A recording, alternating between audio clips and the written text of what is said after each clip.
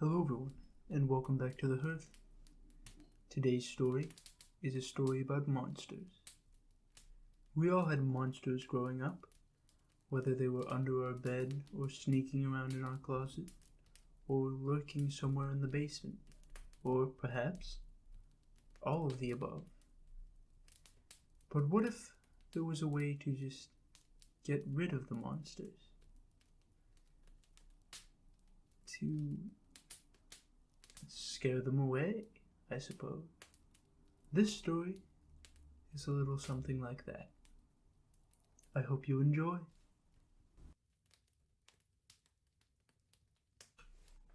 Everyone is afraid of monsters when they're young. Monsters under the bed, the boogeyman in the closet, the unknown terror lurking in the basement. The things that go bump in the night are all the more vivid in the mind of a child.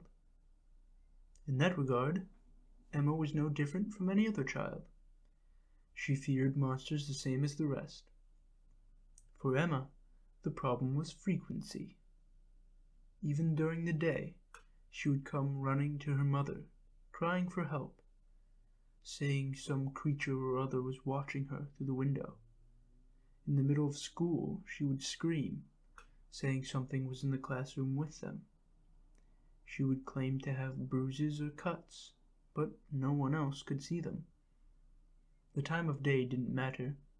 Emma seemed to think she was under attack by monsters constantly. Teachers and doctors chalked it up to overactive imagination, saying that despite its apparent severity, it was nothing more than a phase. The one detail none of them could explain, however, was Emma's insistence that the appearance of a monster was always heralded by the sudden advent of night, regardless of the actual time of day. It was as if the poor girl was dragged into the domain of monsters, subject to them at any time. Her parents tried everything they could think of, from doctors to medicines to therapists to herbs and incense, but despite the constant insistence that this was just a phase, she would grow out of it, Emma never got any better. Her parents were at the end of their rope. They had no solution to their daughter's endless fear. The day when Emma's uncle came to visit was an oddly calm day. Emma had seen no monsters yet, although she remained on the lookout. Her Uncle Eric was not someone she knew very well. Although at 7 years old, she didn't know anyone very well. However, he was friendly, and she liked him. He was younger than his sister, Emma's mother, yet the way he seemed to know everything, coupled with how often her mother relied on him, often had people thinking he was the older of the two.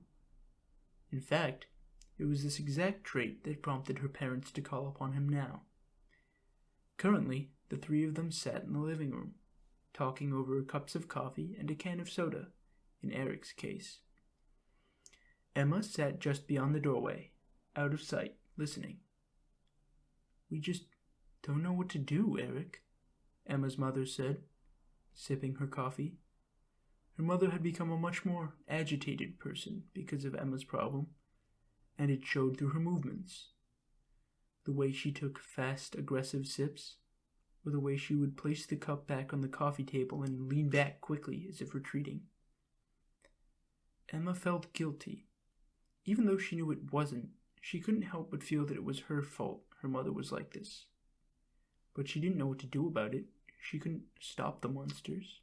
She couldn't do anything against them. Her father hadn't even touched his coffee. Although it showed in less noticeable ways than her mother, his forced calm was a manifestation of his own anxiety. "She's getting worse. Even in school, she has her episodes.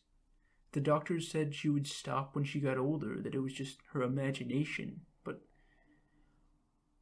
what if something is really wrong with her?" Emma thought that wasn't fair. It wasn't her fault. Why was something wrong with her? She didn't want to see the monsters any more than her parents wanted to deal with what they now deemed her episodes. Why was she to blame? Uncle Eric shifted, rebalancing the box on his lap. Emma had been wondering what was in it from the moment he carried it through the front door, but he had yet to open it. He took a leisurely sip of his soda, enjoying the taste.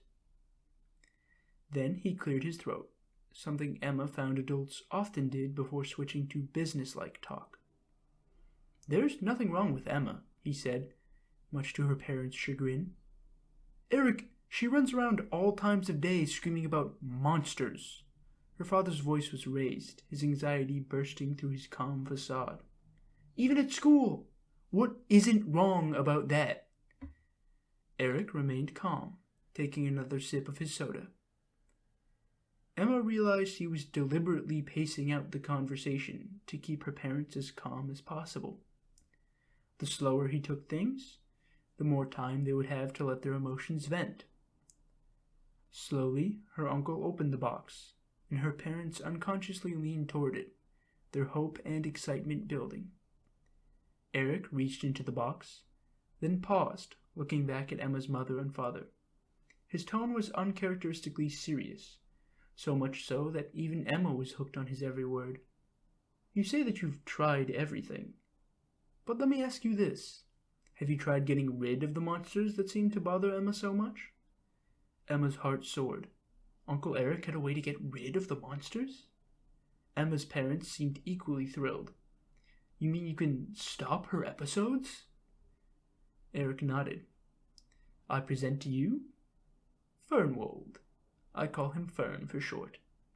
Eric pulled from the box a cat, all black save for the left ear, which was white.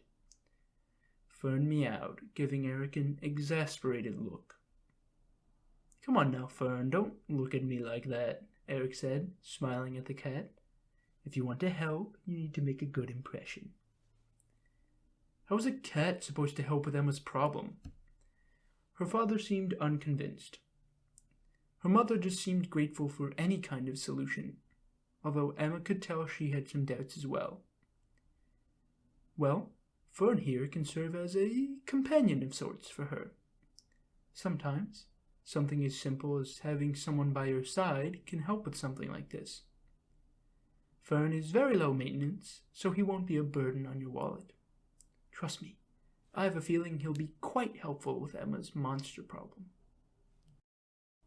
Fernwold looked up at Eric, and Emma almost thought she saw annoyance on the cat's face. Her parents considered his proposal, sharing a glance. "Well, we've tried everything else," her father finally conceded. "Might as well give this a shot." Eric released the cat from his grip. "Go on, Fern. Find Emma." Fern hopped down and beelined angrily around the corner straight to her, shocking her. Emma and Fern stared at each other for several moments. Then Fern's face softened, changing from annoyance to something close to empathy. He purred and nudged her hand, and Emma was jubilant at her newfound friend.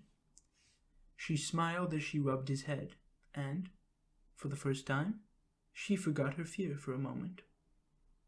Uncle Eric stayed for dinner, although, despite Emma's insistence, Fern could not sit with her at the table. Uncle Eric left soon after, and once he left, Emma was put to bed. Although they allowed Fern to sleep in Emma's room, Emma couldn't stop the fear from welling up. Night was always the worst. During the day, they could pull her into their domain on occasion, but at night, the lines blurred and they could roam freely. They would attack her from all angles, and, as with every night, she would be helpless. Fern's soft paws patted across the blanket as he curled up next to her. She hugged him gently, trembling. Fern purred softly and licked her chin, which helped a little. Then the familiar sounds began. It started, as always, with the whispering. Emma pulled her blankets around her, trying to shut out the sounds. The whispers echoed around her, getting louder and louder. She curled up, tears beginning to form. The scraping began. starting under her bed and slowly creeping outward. She didn't need to look to know what she would see. She didn't want to look. The whispering was overpowering now, and she began to cry freely. Fern nudged her face, and she felt him get up and walk to the edge of the bed. "Not tonight, my friend." She'd never heard that voice before. Was someone in her room? Summoning all her courage, she peeked out from under the covers. Standing at the edge of her bed was one of her nightly horrors, a grotesque, faceless creature that resembled the human form in only the loosest of ways. It stretched from floor to ceiling, with long, slender, handless arms dragging along the floor. Its legs stretched under her bed. She'd never seen its feet. Despite having no face, she could feel its gaze as it bent over the bed, staring down at Fern, who had perched himself between the monstrosity and Emma. No one else was in the room. They were alone. Who had spoken?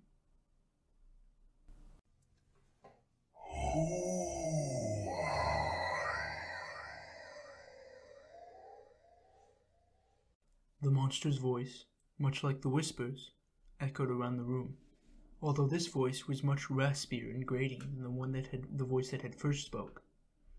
It couldn't have been the monster.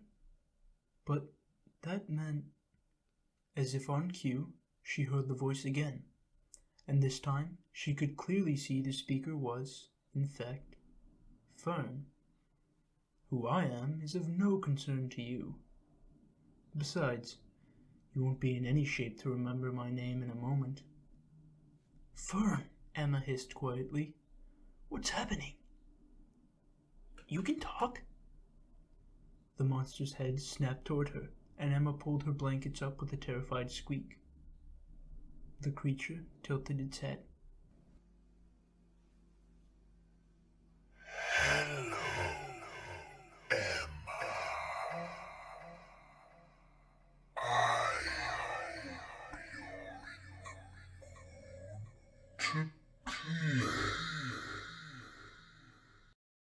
Emma whimpered.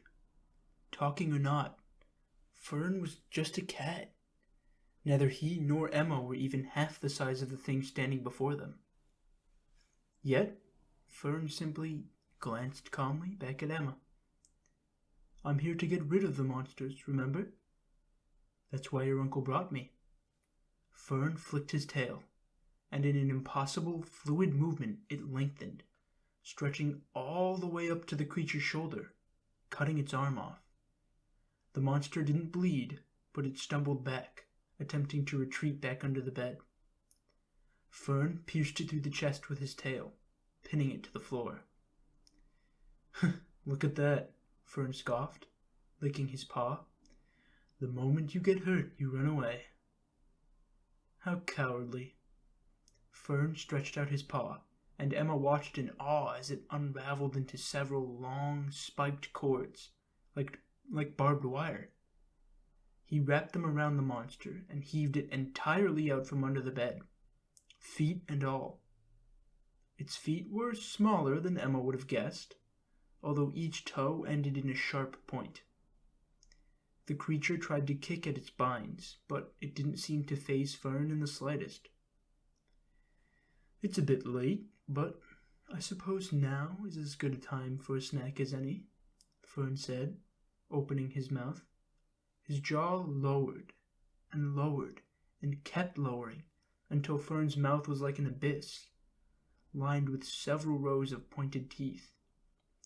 Fern dragged the creature closer and, starting with its legs, pushed it into his mouth until he had completely engulfed it. He shut his mouth and swallowed, and in a moment he was once again nothing more than a normal cat. "Fern?" Emma was shocked, confused, and more than a little scared. "What are you? How did you do that?" Fern padded over to Emma, curling up on her lap. Let's just say there's more to me than to most cats, he replied, adjusting his whiskers. Are you going to eat me? She asked cautiously. Fern had looked an awful lot like a monster just then. And while he did save her, the last thing she wanted in her life was another monster. Fern looked at her and gave what she realized was the cat equivalent of a smile. Of course not. Remember what your uncle said? We're friends. He winked and shut his eyes, purring softly. Now sleep. No one else will bother you tonight. Emma slowly lay back down, and sure enough, before long she had drifted off to sleep. The closet door creaked open, a horned head beginning to slip out. Fern opened an eye, and the closet door quickly clicked shut again. Fern chuckled to himself. I suppose Eric was right. This isn't so bad.